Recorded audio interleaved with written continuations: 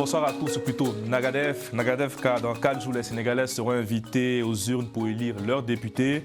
En attendant, la campagne continue de battre son plein et c'est dans ce contexte que nous vous avons décidé, avec Kara Soli. Bonsoir Kara. Bonsoir Carline. Voilà, d'organiser ce débat entre deux candidats de la diaspora. Moustapha Thiam, tête de liste de la coalition, je vais essayer de prononcer en Wolof. Gox Youbès, c'est ça? Youbès. Voilà, bonsoir. Bonsoir. Et Abdou Sonko du PASTEF, bonsoir. Bonsoir. Merci à tous les deux d'avoir accepté notre invitation. 4 thèmes seront abordés durant ce débat. D'abord, la violence qui émaille la campagne, l'immigration, la souveraineté économique et les relations du Sénégal avec l'Occident. Tout de suite, on parle des violences au Sénégal. C'est l'actualité du moment après les propos du Premier ministre qui a appelé ce week-end à la vengeance après ce qu'il a décrit comme des attaques contre ses partisans. Moustapha Thiam, concrètement, est-ce qu'on assiste là à un débat de coq ou est-ce que cette campagne est à la hauteur des préoccupations des Sénégalais?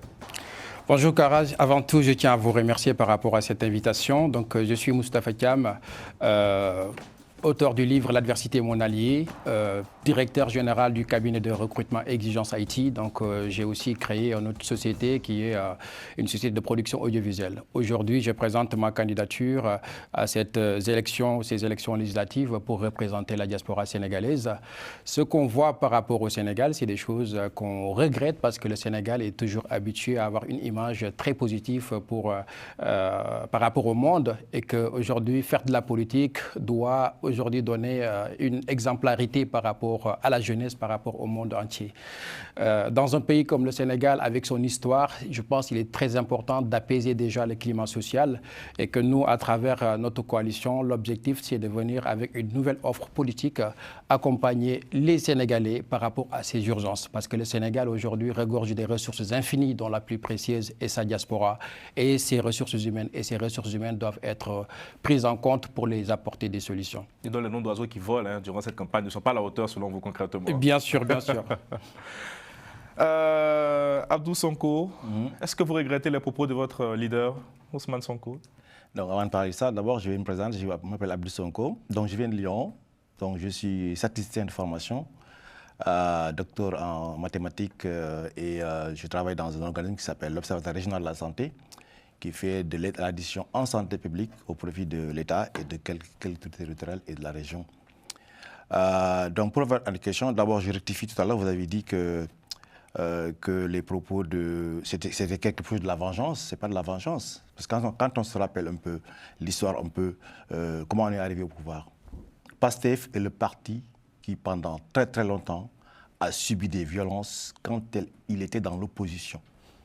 Je ne dis pas que PASTEF seul, même Ousmane Sonko, en sa personne, il en a subi beaucoup. Il a fallu beaucoup d'ingéniosité, beaucoup de choses qui font qu'on est arrivé en paix à accéder au pouvoir. Le paradoxe, c'est que le parti qui est arrivé au pouvoir, avec beaucoup de violence subie, c'est lui qui subit de la violence au pouvoir. Et posez-vous la question, pourquoi on n'a pas réagi depuis 2 semaines? On est en train de subir de la violence depuis 2 semaines. Parce que justement, on voulait préserver la paix. Mais à un moment donné, il faut dire stop. Parce que c'est paradoxal que les gens de l'opposition, c'est eux qui agressent ceux qui sont au pouvoir et qui ont tous les leviers. Donc il fallait à un moment donné dire stop à tout ça. Maintenant que c'est fait, j'imagine que ça va s'arrêter à un moment donné. Mais ce n'est pas de la violence, ce n'est pas de l'agression, c'est un signal que l'on donne à l'opposition. Est-ce que vous reconnaissez que le Premier ministre a appelé quand même à la violence? Il a eu l'expression au Wolof, œil pour œil, dent pour dent, n'est-ce pas, Kara? Il n'a pas appelé œil pour œil, dent pour dent, c'est Gatsa. Ça. Oui. On sait bien dans quel contexte ça a été donc dit. C'est un peu un appel à la vengeance. Non, c'est pas un appel. C'est œil pour œil, ça veut dire quoi? Œil pour œil, dent pour dent. C'est pas de la violence, c'est pas de la vengeance. Il faut dire stop à cette violence. Tout le monde, personne ne... Et donc on dit stop à la violence en disant œil pour œil, dent pour dent. Personne n'a intérêt à que la violence s'installe au pays, au Sénégal, sachant que le parti qui a subi la violence depuis plus de 10 ans a accédé au pouvoir de la manière la plus pacifique. Voilà, donc c'est ça. Il faut dire stop à un moment donné. Et Ousmane Sonko a dit stop, et j'espère que tout le monde l'aura compris comme ça. Moustapha Thiam. J'ai bien compris ces propos et j'accepte ces propos. Mais je pense à un moment donné, quand on gouverne un pays tel que le Sénégal, vous êtes le président de tout un peuple, que ce soit les opposants, le parti au pouvoir, les partisans de PASTEF. On n'est pas forcément que dirigeant ou bien chef d'État d'un seul parti politique. On est le chef d'État de tout un peuple et que c'est important aujourd'hui, quelles que soient les violences qu'on prône ou bien les violences qu'on subit par rapport à cette communauté, c'est une honte pour le Sénégal. Il est grand important aujourd'hui que les Sénégalais... Vous avez vu les images? Je comprends. C'est des choses que je regrette et que je condamne fermement. Mais il est important aujourd'hui que le Sénégal et que tous les leaders politiques aient au moins un discours d'apaisement. Un discours d'apaisement. C'est pas, pas le cas de la part du... C'est pas le cas. Aujourd'hui, dans tout le Sénégal, leur slogan de campagne... Fait le discours hier. C'est un discours d'apaisement hier. Une fois que le signal a été donné, oui, c'est pas aujourd'hui comment dirais-je, à une tête de file ou bien à un Premier ministre d'assurer la régularité ou bien l'apaisement aujourd'hui du jeu social. On a un pouvoir judiciaire, on a un pouvoir exécutif et bien sûr, il y a les pouvoirs législatifs qui sont en train de se mener. Maintenant, aujourd'hui, il y a la justice et c'est son rôle aujourd'hui d'apaiser. Oui, donc c'est ça. C'est ce qu'il a fait hier. Oui, justement, je confirme ses propos. En tout cas, c'est ça. Et aujourd'hui... C'est même un peu en retard. On veut demander, on se demande si c'est pas un peu en retard. Non. À mon avis, c'est arrivé à bon moment. Parce que regardez, on a fait 2 semaines de campagne. 2 semaines de campagne. On a été agressé depuis le début. On n'a pas réagi. On a pensé que ça va s'apaiser à un moment donné. Donc, à la fin, dernière semaine, il fallait dire stop. Je pense qu'il l'a dit de manière très ferme. Et dès l'instant que ça a été ferme, je pense que ça va s'arrêter. C'est l'essentiel. Je pense qu'aujourd'hui, le temps nous est compté et qu'il y a tellement de sujets qu'on doit débattre par rapport aux urgences de nos citoyens. Justement, Kara-Soly, un dernier mot sur ce sujet de la violence. Oui, parce que la violence, maintenant, ce sont les frères ennemis aujourd'hui qui se battent. Et puis, à chaque campagne électorale au Sénégal, c'est très tendu vers la fin. Donc maintenant, Sonko a certainement sifflé la récréation. Donc je pense qu'on ne va pas revenir en arrière. La violence va s'arrêter. C'est PASTEF avec le maire actuel de Dakar, Barthélémy Diaz, le cortège de Barthélémy Diaz et le cortège de PASTEF. Souvent, quand ils se rencontrent sur un territoire de 196 000 km², qui convoite 5 à 7 millions d'électeurs. Donc, forcément, il doit y avoir rencontre. Et quand il y a rencontre, souvent, ça provoque... Kara, vous banalisez un peu la violence, j'ai l'impression. Voilà, des violences. Bon, mais je pense que ça s'arrête. Ça va s'arrêter. Bon, on le souhaite en tout cas. Et là, on parle des sujets de fond. On parle d'immigration, puisque vous êtes là pour la diaspora. Le pays fait face aujourd'hui à une migration clandestine. Le 29 octobre dernier, la marine sénégalaise portait secours, là, j'ai côte nationale, à 183 migrants. Abdou Sonko, comment freiner ces départs illicites? Alors, c'est un sujet pas très facile, c'est très compliqué, et c'est pas un sujet récent. Ça fait des années que le Sénégal subit justement cette frénésie un peu à vouloir sortir coûte que coûte, même à braver la mer pour sortir. Donc, c'est pas nouveau. Alors, je pense qu'il y a beaucoup de problèmes qui font que certaines personnes, en tout cas ce qu'on dit les jeunes, veulent partir. Il y a des problèmes économiques, il y a des problèmes sociaux qui font que peut-être qu'ils ne trouvent pas l'intérêt de rester au pays parce qu'ils n'ont pas de boulot, etc., etc. Donc, ce que le nouveau régime essaie de faire, c'est d'essayer d'endiguer justement cette frénésie à pouvoir sortir. Il n'y a que 2 solutions pour moi. Il y a une solution économique, mais aussi la solution économique, elle ne peut venir qu'ici l'État est en capacité, en tout cas quand je dis l'État, ce n'est pas simplement que l'État, mais le Sénégal, les sociétés privées aussi, sont en capacité d'offrir de l'emploi aux jeunes. Une fois que ça s'est fait, à mon avis, il y aura beaucoup moins de velléité à sortir. Ça, c'est la première solution. Maintenant, l'autre solution, c'est la solution de veille, de surveiller les côtes. Parce que nos marines n'avaient pas les moyens, un peu peut-être de surveiller, parce que c'est des côtes qui sont un peu sur des kilomètres et des kilomètres. Donc, il faut doter la marine, la gendarmerie de moyens pour pouvoir surveiller les côtes, pour un peu stopper ces personnes aussi qui sont en train de faire du trafic par rapport à ces jeunes-là. La troisième solution, c'est une solution de répression. Parce que aussi, j'ai dit tout à l'heure, c'est du trafic. Donc réprimer fortement ceux qui sont en train de vendre du rêve aux jeunes. Et ça coûte cher. Hein. Je pense que les jeunes, certains vont dépenser beaucoup d'argent pour pouvoir sortir. Et ça, c'est du trafic. Donc répression forte vis-à-vis de la justice. Maintenant qu'on a dit que la justice, va retrouver un peu sa liberté, et puis voilà. C'était pas le cas avant? Non, ce n'était pas le cas avant. C'est vous qui le dites. C'était pas le cas avant. Donc, réprimer. Donc, les trois solutions-là, une solution économique, une solution voilà, de répression par rapport à la justice. Moustapha Thiam, même constat, quelle proposition, hein, si vous êtes élu? On ne peut pas parler d'immigration sans pour autant aussi parler de la diaspora. Aujourd'hui, quand on parle de diaspora, aujourd'hui, la diaspora sénégalaise représente 5 millions d'habitants au niveau mondial. Ça veut dire que c'est plus de 20% de la population sénégalaise, soit 1/5 de sa population. C'est des Sénégalais qui quittent leur terre d'origine, qui quittent leur famille pour aller à l'étranger chercher des opportunités. Ces Sénégalais, en quittant leur pays, contribuent non seulement au développement économique de ce pays, parce que si on peut parler de chiffres, aujourd'hui, le Sénégal, en termes de diaspora, c'est 1500 milliards de francs CFA injectés chaque année pour apaiser, pour contribuer au développement du Sénégal. C'est 4 milliards par jour que la diaspora envoie. Maintenant, aujourd'hui, quand on parle d'immigration, il faut aller au fond des problèmes pour chercher des solutions. Parce que c'est une problématique qui interpelle tout le monde, que ce soit l'Union européenne, que ce soit les Nations unies, que ce soit nous, nos pays d'origine. Mais je pense qu'aujourd'hui, les responsabilités sont partagées. Partagées, nous, en tant que jeunes déjà. Il faut se dire la vérité. Une jeunesse a besoin d'être accompagnée sur 2 leviers. L'entrepreneuriat et surtout l'insertion professionnelle. Mais au-delà de ça aussi, revisiter tout ce qui est offre de formation. Aujourd'hui, le constat que j'ai, parce que moi je travaille dans les ressources humaines, ça fait plus de 10 ans, je travaille dans les ressources humaines, j'ai créé aussi mon cabinet de recrutement. La problématique qui vient toujours, c'est qu'aujourd'hui, il y a un décalage entre les formations proposées par nos États et les réalités du marché. Du coup, que la plupart des personnes n'ont pas aujourd'hui cette employabilité pour s'insérer. Donc, il faut revisiter les choses au fond du problème pour pouvoir apporter des solutions. Et au-delà de ça aussi, au-delà de la formation, c'est d'accompagner les jeunes sur ces leviers de l'entrepreneuriat et insertion professionnelle. Sinon, on sera toujours dans la dépendance. Après, bien sûr, il faut que l'État soit aussi ferme par rapport à ça. Mais je pense que c'est une volonté politique.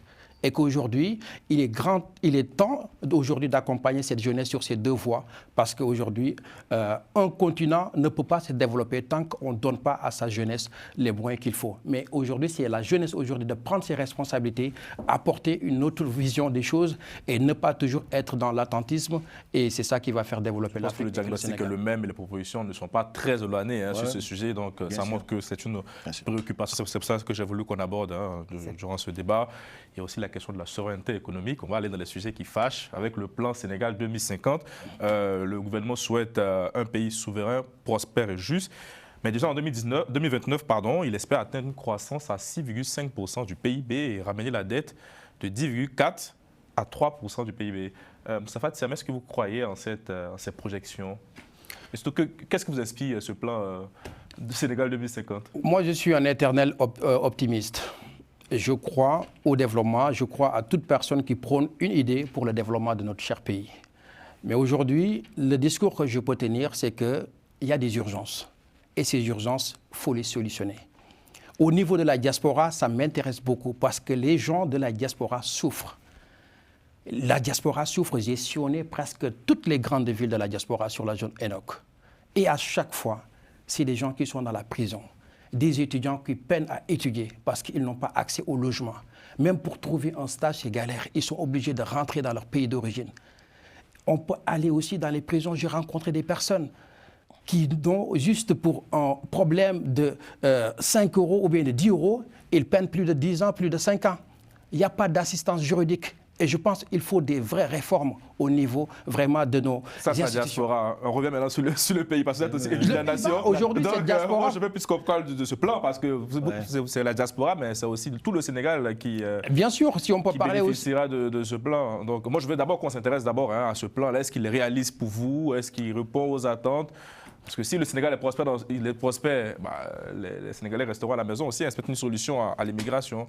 Oui, l'intitulé, c'est quoi? Sénégal juste prospère, et dans une Afrique en progrès, ce qu'on a dit dans l'intitulé du projet. Mais je pense que, comme dit, je suis un optimiste, moi.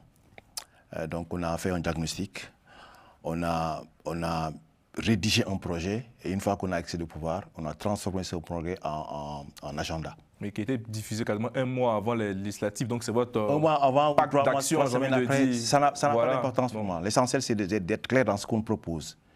Donc, dans ce qu'on propose, je pense que le projet, pour résumer, hein, donc, le projet il est basé sur une déclinaison territoriale avec les pôles de développement, parce qu'on sait bien qu'au niveau territorial, tous les territoires n'ont pas le même potentiel économique, humain. Ensuite, il est aussi décliné sur une déclinaison sectorielle.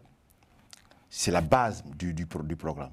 Je donne un exemple. Par exemple, si tu vas dans le sud, le potentiel économique, c'est les ressources forestières, c'est les ressources en fruits, etc. Donc l'idée, c'est d'industrialiser le pays. Et dans le sud, certainement, il faudrait mettre en place des usines de transformation de fruits. Quand tu vas dans le sud-est, c'est des ressources en or, des ressources minières. Donc si on va mettre des industries, c'est dans cette zone-là, ce sont des industries autour de ces ressources-là. Etc. Donc tout le pays est subdivisé en pôles, avec des ressources identifiées dans chaque pôle.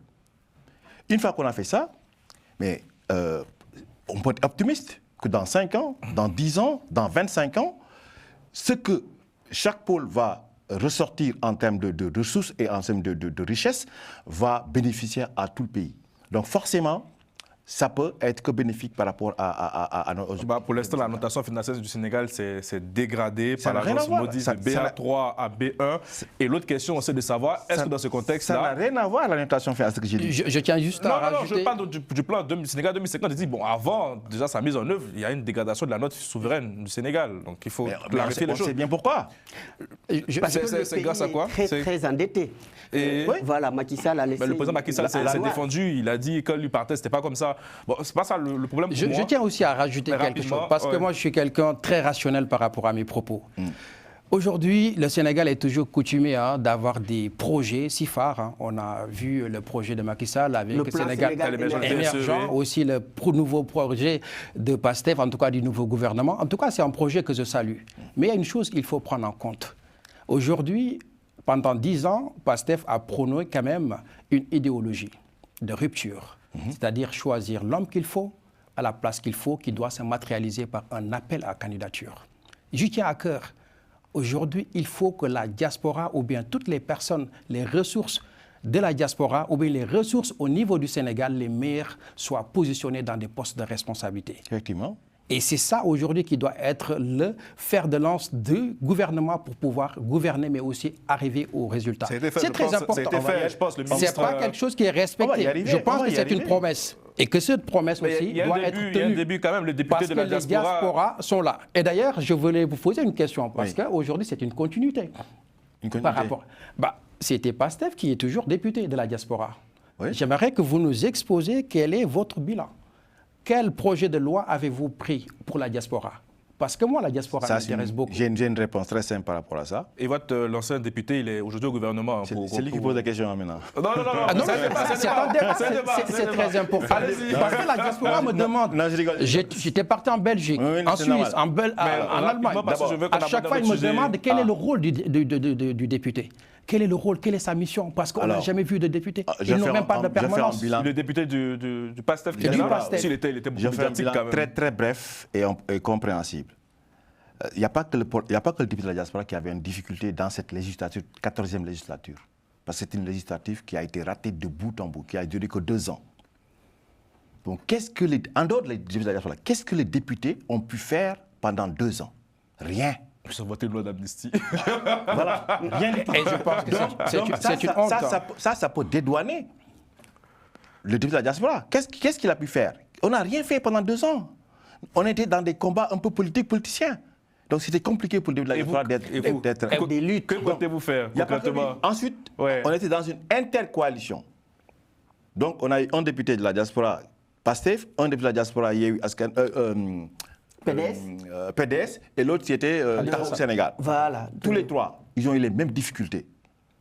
Parce qu'on était dans un hémicycle où rien ne se faisait de la meilleure des façons. Donc voilà, c'était compliqué. Maintenant, vous êtes candidat, moi je suis candidat. J'espère que la prochaine, la 15e, on est dans une rupture, ça va complètement changer. parce que déjà, la façon dont les députés vont être choisis, la façon dont ça va se passer au niveau de l'hémicycle, ça va être totalement différent de la 14e législature, et je pense qu'on peut être d'accord là-dessus. Et pour rebondir sur ces arguments que je partage aussi, parce qu'aujourd'hui, je pense que les députés ont du mal à définir déjà le rôle du député. Parce que dans un pays si pauvre comme le Sénégal, il faut que le député dépasse ses fonctions. C'est-à-dire aujourd'hui, quand on parle de campagne au Sénégal, on va parler... pétrole aujourd'hui. Je vais être majoritaire. Appauvri. Je vais être majoritaire, je vais être minoritaire. À un moment donné, on oublie même les problèmes du peuple. Les députés sont là pour des partis politiques. Et c'est ça, c'est une honte aujourd'hui. C'est le jeu de la démocratie aussi. Mais ce que je vois, les députés, toujours, sont là pour des partis politiques. Et nous, on veut changer la donne. On veut être le député du peuple, au-delà d'aller présenter des problématiques que rencontre la diaspora ou bien les gens au Sénégal, c'est d'aller chercher des solutions. Et sur la zone ENOC, un député, même pour un an, doit réaliser des actions. Parce qu'on est dans une zone où il y a toutes les instances de décision. On a l'Union européenne, on a les Nations unies, on a les parlements, la France et les autres pays. Il suffit juste d'avoir une volonté politique, aller chercher des solutions par rapport à ces problèmes. À l'Assemblée nationale pour pouvoir faire tout ça, parce qu'un député seul ne peut pas faire. Une fois, je réponds cette idéologie de majorité. On parle du franc CFA. Est-ce qu'il faut aujourd'hui accélérer, on parlait de rupture, le projet de réforme du franc CFA? Accélérer? Il n'y a pas besoin d'accélérer, parce que le franc CFA, c'est un projet à très long terme. Tout le monde sait qu'on ne peut pas, en l'espace d'1 an ou 2 ans, complètement changer, sortir du franc CFA, etc. Il y a des conséquences économiques très compliquées. C'est ce qu'on a dit sur la sortie du franc CFA. Il faut lire le livre d'Ousmane, Ousmane Sonko. Et il n'a pas dit qu'il va le faire en 2 ans, 3 ans. On est là-dessus. Dans tous les discours, on répète que le franc CFA, ce n'est pas quelque chose qui est bien pour notre économie. Donc à un moment donné, ça va se faire. Ça ne va pas se faire tout seul. On ne va pas le faire comme ça de bout en bout. Il faut discuter, il faut échanger, il faut de la diplomatie, il faut convaincre tous les pays qui sont autour de nous pour qu'on puisse y aller ensemble. C'est ça la solution. Maintenant, à quel rythme, ça ne dépend pas que de nous. Donc on a un plan. Le zèle a quand même baissé, ce n'était pas le cas en campagne présidentielle. Moi, ce que je tiens aussi à rajouter, bien sûr, je partage cette idée de M. Sonko, mais le franc CFA, c'était quand même une idée qui a été prônée par M. Sonko par rapport vraiment à son discours. Qui a été prôné, bien sûr, le fait de sortir du franc CFA pour donner quand même de l'indépendance à l'Afrique, parce qu'aujourd'hui, on est toujours dépendant par rapport à cette monnaie coloniale. Maintenant, aujourd'hui, c'est important aussi de... Il y a eu un peu de réforme quand même. Parce que quand même, ça fait quand même plus de 5 ans, voire 10 ans que le parti prône cette idéologie. Justement, c'est pour ça que je demande au pouvoir. Il faut accélérer ou pas. On est là depuis 7 mois. Ah oui, 7 mois. Moi, je ne suis pas là pour faire un bilan.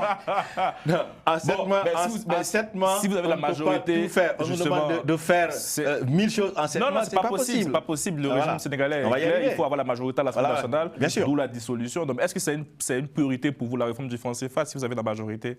Non, ça reste une priorité toujours. Mais tu peux avoir une priorité et ne pas être capable de le faire en 6 mois. C'est capital. Non, mais dès l'instant qu'on dit que le franc CFA, ce n'est pas du tout quelque chose de bon, en tout cas pour l'économie même de l'Afrique. Donc, à un moment donné, il faut qu'on dépasse ce franc CFA, enfin, qu'on sorte de ce franc CFA. Maintenant, sur le plan calendaire, on peut y arriver en quelques mois, mais il faut prendre le temps d'y arriver, avec les moyens qu'il faut, avec les garanties qu'il faut, pour ne pas mettre en mal notre économie, parce qu'on va sortir comme ça, de bout en bout. Ça fait moi, j'ai une question très simple pour vous. Vous n'êtes pas loin des idées de M. Abdou Sonko, mais pourquoi vous ne l'avez pas rejoint concrètement? Parce que là, on fait le débat, mais je crois que vous n'êtes pas très loin. Non, on a des visions différentes, mais il y a toujours un dénominateur commun qui nous lie, qui est l'Afrique, qui est le Sénégal. C'est quoi votre vision qui est différente? C'est très important. On a deux visions différentes. Laquelle? On aimerait bien savoir. Oui, bien sûr, laquelle il a déjà développé, c'est qu'il a à défendre. Mais moi, ce que je crois, c'est qu'aujourd'hui, je ne vois que des solutions par rapport à ce qui nous interpelle. Il y a tellement de difficultés par rapport au Sénégal. Des solutions, non? Ils ont un projet. Comment dirais-je? C'est pareil chez Ousmane Sonko, ils ont un projet. Maintenant, aujourd'hui, j'ai dit que quel que soit le projet, quelles que soient les ambitions de l'État, tant qu'on ne choisit pas les bonnes personnes, on les met dans les bons endroits, on ne va jamais accéder. Aujourd'hui, ce que je vais expliquer, que la diaspora regorge des ressources infinies. Et je pense que la ressource la plus précieuse est son capital humain. Et qu'aujourd'hui, cette diaspora est un petit peu bernée. C'est le deuxième point du plan Vision 2050. Donc, du coup, mais par rapport à vos projets d'appel à candidature, ça n'était pas respecté. Non, alors, je vois qu'il répète toujours l'appel à candidature. L'appel à candidature, on n'est pas sorti dedans. On n'a pas sorti. Tous les postes de responsabilité, attendez. il n'y avait pas d'appel à candidature. Ousmane, mais c'est normal. Ousmane l'a dit hier ou avant-hier. Mais l'appel à candidature, pour que ça soit fait de manière absolue, mais il faut voter des lois, n'est-ce pas, pour le mettre en place, de manière absolue. Donc, aujourd'hui, on n'a pas l'Assemblée nationale. Mais on ne va pas attendre de voter les lois avant de mettre les gens à la place qu'il faut. Donc, on a mis un gouvernement. Il faut que l'État fonctionne. On a mis un gouvernement, on a changé des directions générales parce que c'est capital pour qu'on puisse démarrer. On est en train de changer une Assemblée nationale pour qu'on puisse voter les lois. Une fois que c'est fait, mais on reviendra au classique. Est-ce qu'il y a encore des postes à pourvoir après cela? C'est très important. C'est plus pour les postes. Non, c'est pas une question de poste. Aujourd'hui, on va y arriver. Non, c'est que je veux dire aujourd'hui. Moi, ça me fait de la peine. Un pays qui a prôné une idée si géniale. Une fois au pouvoir, tu n'es pas en capacité de le mettre en place, il y a un problème. Mais comme je dis, il y a d'abord ce qui relève du réglementaire et ce qui relève du Parlement. Écoutez, moi je suis un expert en ressources humaines. J'ai un cabinet en recrutement. Vous prenez un cabinet, il y a une capacité de mettre ce processus vraiment rigoureux dans toutes les instances de décision. Ce qui est catastrophique, c'est de prendre des personnes, leur donner des postes de responsabilité et qui n'ont pas les compétences pour exercer. Ça, c'est très important. Mais qui n'a pas de compétences dans ce qu'on a mis en place? Vous avez la réponse dans votre... Vous avez la réponse. Mais donnez un nom. Il y a pas mal de directions aujourd'hui qui a été donnée parce qu'on est partisan de tel parti. C'est que j'aimerais expliquer. Aujourd'hui, avec les hommes de confiance, mais qui, par exemple, qui n'a pas... Ce que je veux mettre en avant aujourd'hui... évaluer qui n'a pas les compétences. Il est là depuis quelques mois. Il n'a même pas fait quelque chose. Il est en train de se mettre en place. C'est ça le problème, en fait. Les gens, ils vont dans des a priori. Les directeurs généraux qui sont là, ils n'ont pas encore eu le temps de bosser pour qu'on puisse les évaluer. On ne parle pas d'évaluation. On parle... Non. On ne parle pas d'évaluation, on parle de critères de sélection. Non. Il y a une différence. Ça n'a rien à voir avec la compétence alors? Bien sûr. Mais non. Si je dois élire quelqu'un, c'est compliqué. Si je dois nommer ou bien recruter quelqu'un, il me faut une fiche de poste. Il faut un appel à candidature. Ce qui est fait. Recruter la personne sur des bases, sur des critères. Et ça, c'est très important. Est-ce que vous avez le nom d'une personne qui ne répond pas à ces critères-là pour qu'on puisse nourrir le débat? C'est ça le problème? Non, l'objectif, c'est de répondre aux urgences. Moi, j'ai un programme pour la diaspora. J'aimerais qu'on parle de ce programme parce que ça me tient à cœur. Il y a des urgences par rapport à la diaspora. Et je pense qu'il est plus important d'en parler que de parler sur les postes. En tout cas, aujourd'hui, les urgences, on va y arriver. Les urgences, on va y arriver. Malheureusement, on est pris par le temps. On a parlé plus de postes que de la diaspora. Vous avez une minute chacun. Votre caméra, elle est là, Moustapha Thiam, pour vous adresser à la diaspora que vous aimez tant et que nous aimons aussi. Chers compatriotes, aujourd'hui, vous voyez un petit peu deux personnes avec des idées différentes, mais aussi armées sur toujours un seul but. Le peuple, toujours, a besoin d'élire quelqu'un qui a déjà des compétences. Aujourd'hui, on rencontre d'innombrables défis au niveau de la diaspora. La diaspora souffre, les gens ont du mal à travailler. Aujourd'hui, nous avons un programme par rapport à cette diaspora. Les étudiants galèrent pour trouver des titres de séjour. Donc aujourd'hui, par rapport à ce projet, nous voulons accompagner les Sénégalais, surtout les étudiants, dans l'allongement de leur titre de séjour. Au niveau des entrepreneurs, il est grand important de mettre en place une banque d'investissement pour les diasporas sénégalaises. Nous voulons instaurer dans chaque pays de la diaspora une maison du Sénégal pour non seulement accueillir, accompagner et surtout accompagner chaque Sénégalais dans son insertion professionnelle. On revoit au niveau... 15 secondes. On revoit toujours au niveau des consulats. Il faut revisiter aujourd'hui la fonction des consulats. Avoir des cellules d'assistance juridique, des cellules d'accueil et d'information. Accorder aussi tout ce qui est accord de changement dans différents instituts pour accompagner les Sénégalais, protéger les Sénégalais lambda. Le 17 novembre, vous aurez l'opportunité de choisir 2 personnes ou bien plusieurs personnes. Mais en tout cas, le député que vous devez choisir doit être un député qui doit répondre aux problématiques des Sénégalais, aux préoccupations des Sénégalais. Abdou, merci beaucoup. Abdou Sonko, 1 minute, s'il vous plaît. Combien? 1 minute. D'accord, ok. En tout cas, merci de l'invitation. Moi, je pense que j'étais très ravi du débat et tout ça. Donc, ça veut dire quoi? Ça veut dire que là, on est il y a une urgence en fait au niveau du Sénégal parce que le Sénégal a vécu difficilement pendant quelques années, 2021-2024, et il a fallu un miracle, entre guillemets, pour qu'on puisse accéder au pouvoir. Il manque aujourd'hui un levier qui est le levier de l'Assemblée nationale pour acter la rupture. Et pour ça, le 17 novembre, il faut voter PASTEF parce qu'il n'y a que PASTEF qui peut acter la rupture. Et pour la diaspora, j'ai dit tout à l'heure que le régime est en train de mettre en place un plan qui est décliné sur un plan territorial avec 8 pôles, qui est décliné sur un plan avec beaucoup de plans sectoriels. Mais la diaspora, c'est ce que j'ai théorisé il y a quelques jours, ça va être le 9e pôle qui va accompagner l'action du gouvernement pour qu'on puisse acter la rupture. Et dans ce 9e pôle, qu'est-ce qu'on y trouve? On y trouve des ressources humaines, on y trouve nos ingénieurs, on y trouve nos intellectuels, on y trouve nos docteurs, on y trouve nos modou qui sont en capacité d'accompagner justement ce régime pour justement transformer le Sénégal d'abord dans 5 ans, ensuite dans 10 ans, ensuite dans 25 ans. Horizon 2050, je pense qu'on a tous les moyens pour y arriver. Et avec une Assemblée nationale de rupture, on va y arriver plus facilement. Merci beaucoup Abdou Sonko, tête de liste du PASTEF pour la diaspora. Vous êtes vertu de votre beau polo et casquette aussi. C'est la Suisse. Hein. PASTEF Suisse, ok. Parce qu'on est dans l'ENOC, la Suisse fait partie. D'accord. Oui, je voulais juste dire aussi, le 17 novembre, c'est un tournoi décisif. Bah, c'est bon. Le 17 novembre, temps de parole, c'est trop. Oh, le 17 novembre, votez Goryoubès, votez Moustapha Thiam. Merci. Pour un changement. C'est un coup. C'est un coup, ça. Merci Moustapha Thiam. D'accord. Tête de liste de la coalition Goryoubès. Et puis merci à Karasoli qui a permis d'organiser ce débat. Merci à Romain Kiko de Mec à la réalisation. Et puis, comment dire au revoir en Wolof? Comment dire au revoir en Wolof? Benen Yon. Bon, en tout cas, au revoir, c'est bon. Merci beaucoup. Merci beaucoup. Merci beaucoup. Au revoir. Merci.